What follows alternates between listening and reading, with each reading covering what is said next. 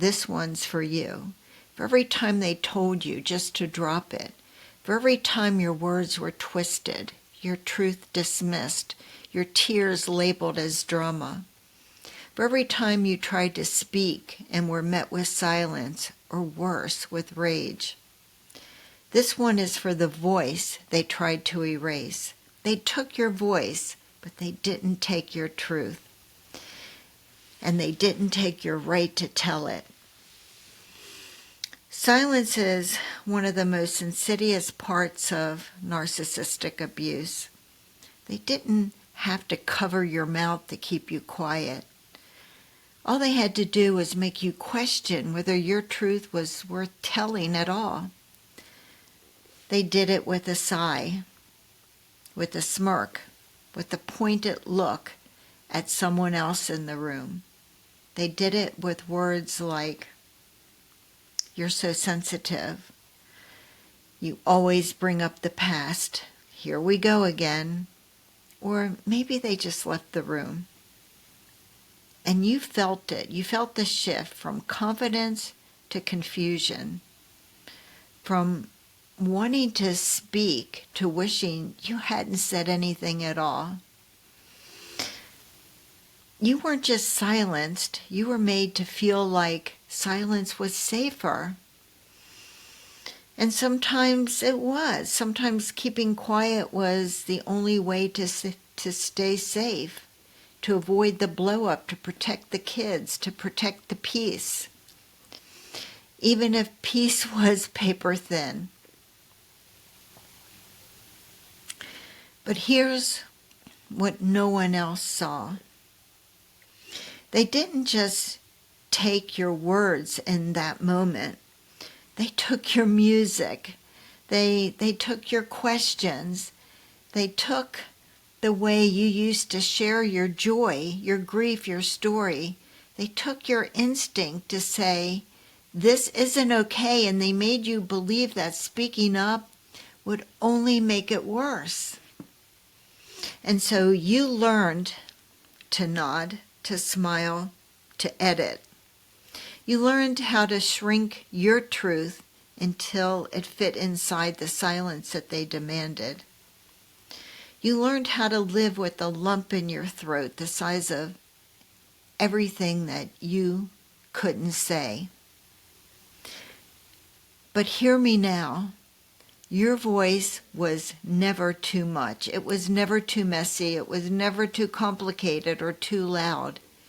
It was real. And real is what they couldn't handle.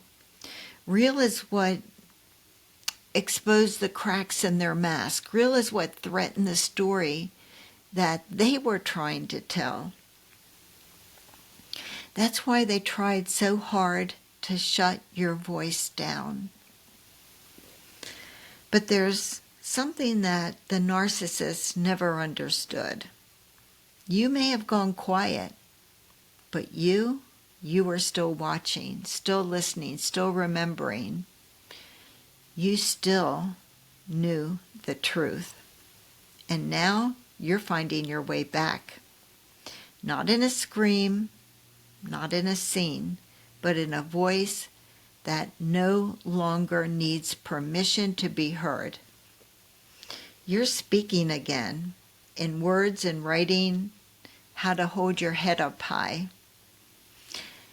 and how you say no, and how you say, that really did happen, and how you say, I deserve to be heard. Your voice just isn't coming back. It's coming back stronger, wiser, clearer. And it will never again be taken so easily. This one is for the brave, quiet strength it takes to speak again. For the moment that you tell the truth, not for revenge, but for freedom. For every story still waiting to be told, and every survivor that's learning how to tell it. This podcast exists because your voice matters, because your truth deserves to be heard. Because you don't have to justify or explain your pain to anybody. For those of you who are new to this podcast, I'm Kyle Hackley, attorney and author of Undercurrent. This story about Annie, the young woman who found the courage to break free from her narcissistic marriage. But Annie, she's not just a character in the book. Annie is a symbol of every man, every woman who is in a narcissistic relationship, for anyone who has ever experienced narcissistic abuse.